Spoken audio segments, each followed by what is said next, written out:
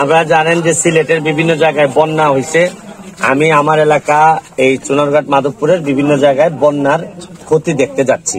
তো দেখতে যাচ্ছি সাথে সাথে আমার মনে হয়েছে যে কিছু লোকরে ত্রাণ সহযোগিতা দেওয়া দরকার, খুব বেশি না, তাও অল্প মানুষের ত্রাণ সহযোগিতা দেওয়া দরকার।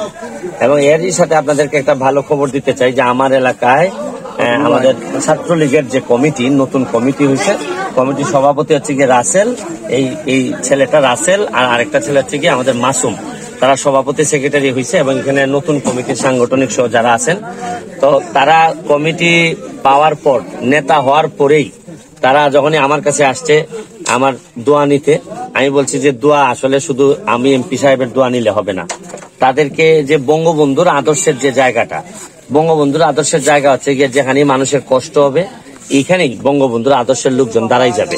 তা আমার অত্যন্ত ভালো লাগতেছে যে নতুন কমিটি সবাই মিলে আজকে নিজেরা ম্যানেজ করে একটা ত্রাণ, এই যে প্রায় 300 প্যাকেটের মতো ত্রাণ এই যে মানুষের জন্য নিয়ে আসছে।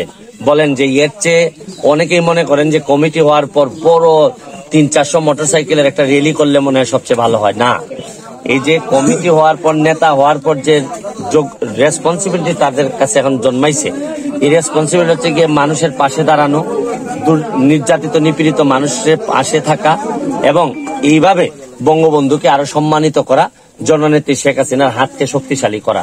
তারা দেখেন এই ত্রাণগুলা নিয়ে এখন মানুষের কাছে যাবে। আমি এই পর্যায়ে আজকে যিনি সভাপতি হয়েছে রাসেল, আমার একজন ছোট ভাই, ছোটবেলা থেকে একসাথে বেড়ে ওঠা একই অঞ্চলের, আমি তাকে বলবো যে আচ্ছা তোমার অনুভূতিটা বলো যে এই যে মানুষের পাশে থাকার এখন ভালো লাগতেছে কিনা নাকি? করা যাবে না, খুব ভালো লাগতেছে, মানুষের কল্যাণে কাজ করতে পেরে আমরা নিজেকে অনেক বড় গর্ববোধ মনে করতেছি। পাশাপাশি আপনাকেও ধন্যবাদ ভাই, আপনার দিক নির্দেশনায় আমরা উপজেলা ছাত্রলীগ এই কার্যক্রমে অংশগ্রহণ। এখানে আমাদের একটা ইয়াং ছেলে সাংগঠনিক সম্পাদক, তুমি বলো তোমার কেমন লাগতেছে যে এই যে মানুষের জন্য দাঁড়াইতেছো, যে ছাত্রলীগ মানুষের পাশে দাঁড়াবে, এটাই তো নিয়ম। ধন্যবাদ জানাই আমার ছাত্রলীগের লিডার ফজলুর রহমান রবিন ভাইকে, আমাকে এই অল্প বয়সে যে আমাকে সাংগঠনিক সম্পাদক একজন একটা বড় একটা দায়িত্ব দেওয়া হয়েছে। তারপরে বিশেষভাবে ধন্যবাদ জানাই আপনাকে, আপনি আমাদের আপনার দিক নির্দেশনায় আমরা এই যে গরিবের পাশে দাঁড়াইতে পারছি। মানে অনুভূতিটা বলো যে আসলে এই যে মানুষের পাশে দাঁড়ানো, ছাত্রলীগ হয় গরিব মানুষ বা অসহায় মানুষের পাশে দাঁড়াইতে আমার সবচেয়ে বেশি ভালো লাগে। আমি সবসময় যেন আমি গরিব বা সবার পাশে সবসময় থাকতে পারি ছাত্রলীগ হয়ে। Thank you. জাকি, তুমি দুই কথা বলবা যে তোমার কেমন লাগতেছে? তুমি আসলে ছাত্রলীগের একজন সাংগঠনিক সম্পাদক হওয়াতে আমার অনেক আনন্দিত লাগছে। আর আমরা এমন একজন এমপি পাইছি যাকে অনুসরণ করে আমরা মানবতার ফেরিওয়ালা, যাকে অনুসরণ করে আমরা গরিব দুঃখী মানুষের মাঝে ত্রাণ বিতরণ করতে পারতেছি। আমরা অনেক আনন্দিত যে আমাদের থ্যাংক ইউ। আমি আপনাদেরকে একটা কথা বলতে চাই, আমার এলাকার ছাত্রলীগে আমি কিভাবে নিজে ছাত্রলীগ করে আসছি, আমি ছাত্রলীগের অ্যাসিস্ট্যান্ট সেক্রেটারি ছিলাম কেন্দ্রের। আমি আপনাদেরকে দেখাইতে চাই যে আমার এলাকার ছাত্রলীগ কিভাবে প্রতিটা মানুষের হৃদয়ে বসবাস করতে পারে। তারা টায়ার্ড হয়ে যাবে কাজ করতে করতে। আমি এমপি হিসাবে যা বরাদ্দ পাবো তার একটা বড় অংশ ছাত্রলীগরে দিয়ে আমি মাঠে নিয়ে কাজ করাইতে চাই।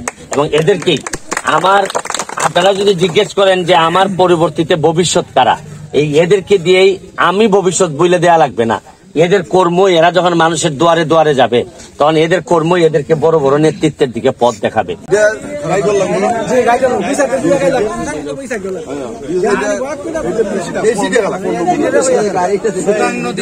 পানি উন্নয়ন বোর্ড দেওয়া দিলে আমরা লাগে খুব সুবিধা হইব। ছোটখাটো অনেক বাঙ্গা আছে যেগুলা মেরামত করা যায় না বা বাড়ি ঘর বেশি সমস্যা হইতেছে, এটা ব্যাঙ্গে বিশেষ করে আমার ঘর পর্যন্ত।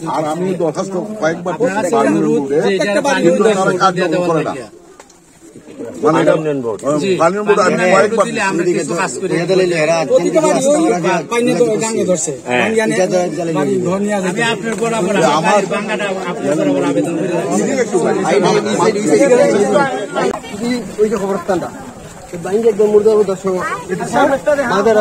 অনেক খবর নিয়েছিলাম।